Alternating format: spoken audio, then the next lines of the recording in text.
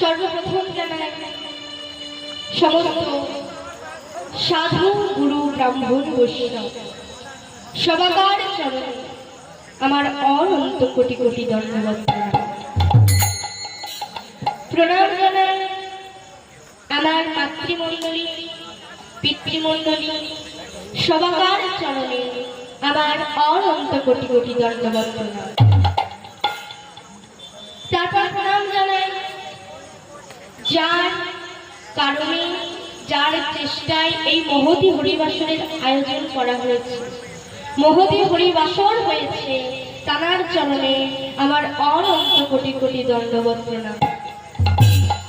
প্রণাম জানাই এই গ্রামে সমস্ত দেবদেবীর চরণে আমার অনন্ত কোটি কোটি দণ্ডবত প্রণাম। প্রণাম জানাই আমার শিক্ষাগুরু, আমার দীক্ষাগুরু সবার চরণে আমার অনন্ত কোটি কোটি সশস্ত্র ভক্তি পূর্ণ দণ্ডবত প্রণাম। শুধু ভক্তমণ্ডলী ভক্তিমতী মায়েরা, আজ এই যে আপনারা অগণিত ভক্ত মণ্ডলী এইখানে একত্রিত হয়েছেন কেন? ভগবান সম্বন্ধীয় কিছু কথা আস্বাদন করবার জন্য। আপনারা নিজ গৃহ ছেড়ে এই মহতী হরিবাসরে এসেছেন কেন? ভগবানের কথা জানবেন বলে। আর আমি লাবণ্য বিনোদিনী, আমাকে আনা হয়েছে কেন? তার সম্বন্ধে কিঞ্চিৎ বলার জন্য। আচ্ছা, আমি একটু চিন্তা করে দেখুন তো, যেই নাম চতুর্মুখী ব্রহ্মা তার চার বদনে বলে শেষ করতে পারে, যেই নাম পঞ্চমুখী ভোলানাথ তার পাঁচ বদনে বলে শেষ করতে পারে, আর আমার মতো তুচ্ছ চিত্তহীনা তার সম্বন্ধে বলা বড়ই দুষ্কর। কিন্তু শুনেছি যদি গুরু কৃপা হয়, যদি অগণিত ভক্তমণ্ডলীর চরণ ধুলি মস্তকে ধারণ করা যায়, নাকি সমস্ত অসম্ভব সম্ভব হয়। তাই এই ভগবানের নাম করতে গিয়ে, বলতে গিয়ে আমার অনেক ভুল করতে হবে। শুধু হবে না, আমি অবশ্যই ভুল করব। আপনারা নিজ কন্যা ভেবে, নিজ বোন ভেবে আমার ভুল মার্জনা করবেন। নিজ কন্যা ভেবে আমার ভুল আপনারা মার্জনা করবেন। আমার গৌরাঙ্গ মহাপ্রভু এই কলিযুগে এসেছেন। আপনারা একটু চিন্তা করলে দেখতে পারবেন যে ভগবান কিন্তু সত্য যুগে এসেছেন, তাই না? সত্য যুগেও ভগবান এসেছেন, আবার ত্রেতা যুগেও ভগবান এসেছে, তাপর যুগেও ভগবান এসেছে। কিন্তু এই কলিযুগে যেই ভগবান এলেন, যেই দয়াল এলেন, তিনি একটু অন্যরকম। কেমন? সত্য যুগে আমার ভগবান ছিলেন নারায়ণ, তার হাতে চার হাতে চারটে অস্ত্র ছিল। এক হাতে শঙ্খ, এক হাতে চক্র, এক হাতে গদা, আর এক হাতে পদ্ম। সত্য যুগের ভগবান এসেছেন ভগবানের মতো আচরণ, রাজ পোশাক আশা, আর তার হাতে ছিল অস্ত্র। আবার দেখুন, ত্রেতা যুগেও আমার ভগবান এসেছে রামচন্দ্র, তিনিও কিন্তু রাজার ছেলে। রামচন্দ্র রাজার ছেলে, ভগবানের মতো আচরণ, আবার কি তার হাতে অস্ত্র ছিল, তাই না? আবার তাপর যুগেও আমার ভগবান এসেছে মুরলী বংশীধারী কৃষ্ণচন্দ্র, তার হাতে কি অস্ত্র ছিল না? সুদর্শন চক্র।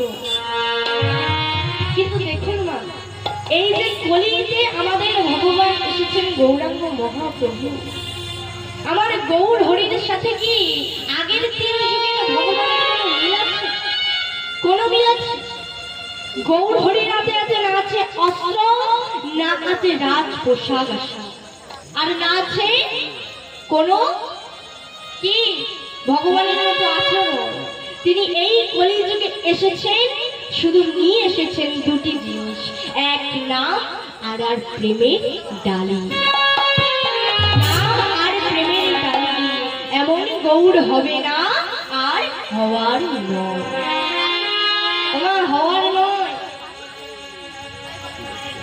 যা যজ্ঞ তপস্যা করতে হতো আগের যুগে, মানে আগে যে 3 যুগ সত্য ত্রেতা দাপর, এই যুগে তপস্যা জপ তপ যাগ যজ্ঞ ইত্যাদি করতে হতো। কিন্তু এই কলিযুগের একটা সহজ উপায় কি, হরি নাম সংকীর্তন। হরে নাম হরে নাম কেবলম কলো নস্তেবা নস্তেবা নস্তেবা গতি যন্যথা। পদকর্তা পদেতে বললেন প্রণব হো কলিযুগ সর্বযুগ সার, হরি নাম সংকীর্তনে যাহাতে প্রচার। ওমায়ের মানে কি, প্রণব হো কলিযুগ সর্বযুগ সার, মানে আমাদের এই কলিযুগটি সব যুগের থেকে শ্রেষ্ঠ, উঁচুতে আছে।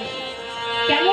কারণ প্রণব হো কলিযুগ সর্বযুগ সার, হরি নাম সংকীর্তন যাহাতে প্রচার। যেই যুগে হরি নামের প্রচার হয়েছে, আর যেই যুগে এমন একটা দয়ালের জন্ম হয়েছে, এমন দয়াল হবে না আর হওয়ার নয়। তিনি ভক্তের দাঁড়ে দাঁড়িয়ে গিয়ে বলেছে, তোমরা একবার মাত্র তোমরা একবার মাত্র নাম করো, আমার লাগে তোমরা নাম করো না। তোমাদের এই কলিযুগে কত দুঃখ, কত কষ্ট, কত যন্ত্রণা, কত শাস্তি, এই জ্বালা শাস্তি থেকে তোমরা উদ্ধার পাবে, তাই তোমরা নাম করো। ভক্তের দ্বারে দ্বারে গিয়ে গৌরাঙ্গ মহাপ্রভু কিন্তু বললো না তোমরা যাগযজ্ঞ করো, তোমরা তপস্যা করো, তোমরা আমাকে ডাকো, বললো না। শুধু বললো তোমরা ঘরে বসে, না লাগবে খোল, না লাগবে করতাল, শুধু মনের ভক্তি দিয়ে আর নয়নের জল দিয়ে তোমরা একবার ভগবানকে ডাকো, তাহলে তোমরা সবাই উদ্ধার পাবে। এক পাশে দাঁড়িয়ে আমার বৈষ্ণব মহাজন কলম দিলেন, আমার বৈষ্ণব মহাজন কলম দিলেন, কি সুন্দর ভাবে কেমন অসাধারণ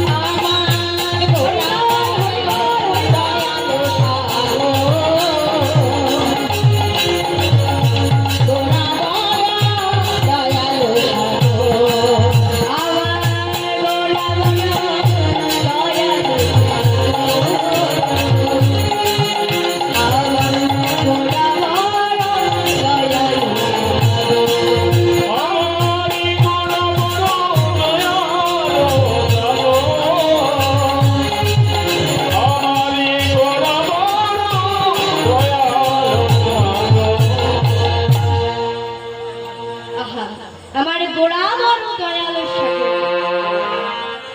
আজ তিনি দয়ালে বলে ভক্তেরই দ্বারে দ্বারে গিয়ে বললে তোমরা একবারও মাত্র নাম করো। ও মা